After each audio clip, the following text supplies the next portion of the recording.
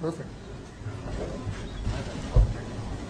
Well, thank you very much, Steve and Cheryl, for that much too generous introduction.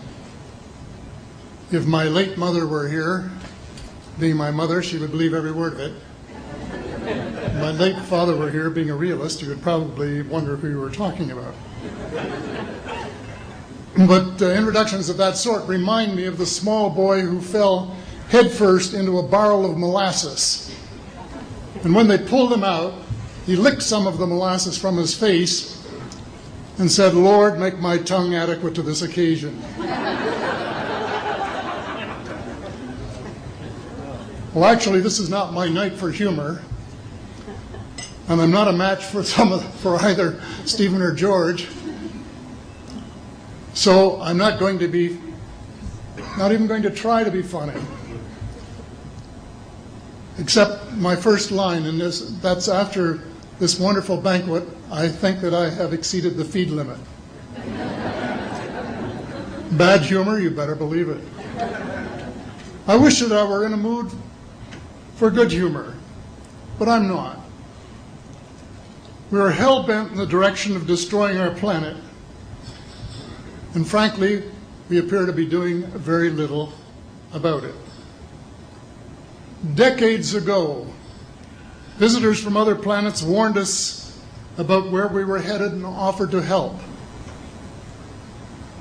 But instead, we, or at least some of us, interpreted their visits as a threat and decided to shoot first and ask questions after.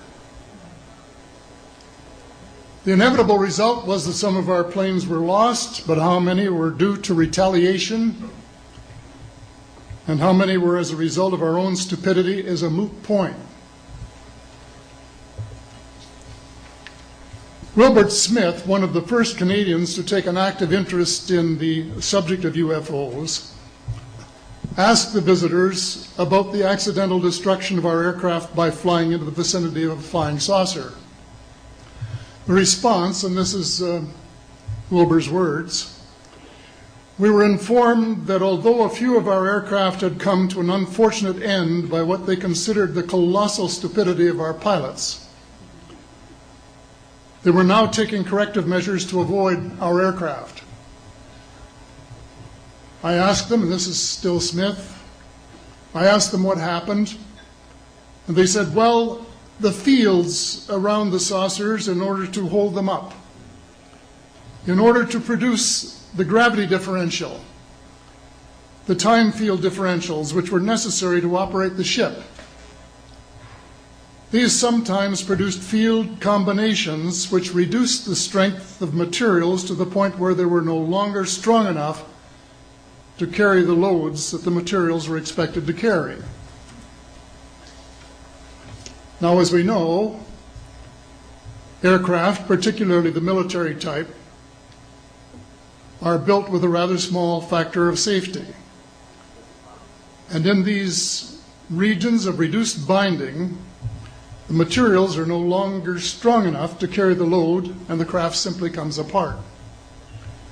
And when I read that, I was reminded of the late, great soprano Lily Pons, who used to smash crystal goblets with her high C. She would direct the sound at them, and something in the sound waves would change the structure of the glass, and it would fly apart. Well, this didn't satisfy our military chiefs, who must have thought that it was more important to secure American nuclear superiority, even though using it would result in the annihilation of us all, than to take the hint and start moving the planet back from the brink of global disaster. They, the military, must have been and still are so paranoid that they feel it necessary to use the visitors' technology to fight them off, rather than welcome them as partners in development, though they may have seconded a few renegades to assist them in what can best be viewed as diabolical developments. Stephen has said that talking about UFOs is passé, and that we should be talking or limiting our talk to exopolitics. Well, Stephen, I agree with you in theory, but in reality we have a problem when official U.S. policy insists that UFOs don't exist. The veil of secrecy must be lifted, and it has to be lifted now, before it's too late. It is ironic that the U.S. would begin a devastating war, allegedly in search of weapons of mass destruction, when the most worrisome developments in this field are occurring in your own backyard. It is ironic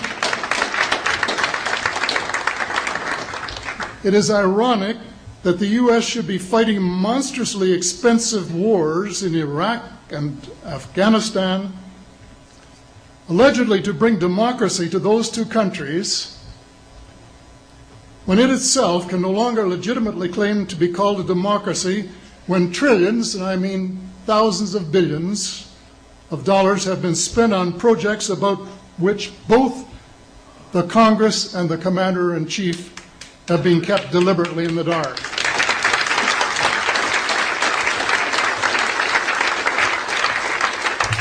How much has been accomplished in 60 years of feverish activity by some of the most educated minds in the United States? Has America developed flying saucers that are visually indistinguishable from the visitors, as alleged? And if so, what do they propose to do with them?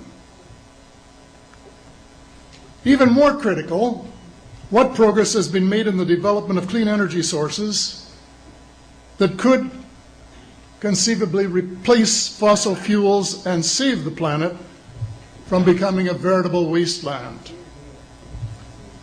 Well, who has the answers? Someone does, but apparently they aren't telling either secretaries of defense or presidents, because they don't have, quote, a need to know. In a story told by Dr. Stephen Greer, President Clinton was asked a question by White House reporter Sarah McClendon about why he didn't do something about disclosure. And Clinton replied, "Sarah, there's a government inside the government, and I don't control it." Excuse me, doesn't the Commander-in-Chief and the person who allegedly has their finger on the nuclear trigger have a right to know what his subordinates are doing? The people of the United States who have paid the bills have the right to know. The people of the world demand to know, because it is our descendants too whose lives are in mortal danger.